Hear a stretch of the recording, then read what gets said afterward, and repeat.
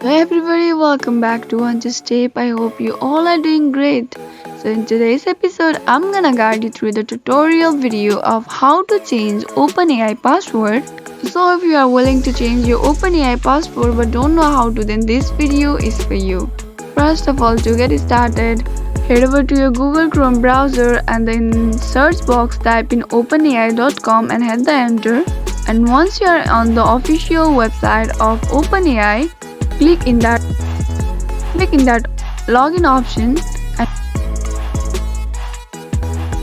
make sure you are logged out from the OpenAI account. So once it's done, in order to change our password for OpenAI, click in the continue button.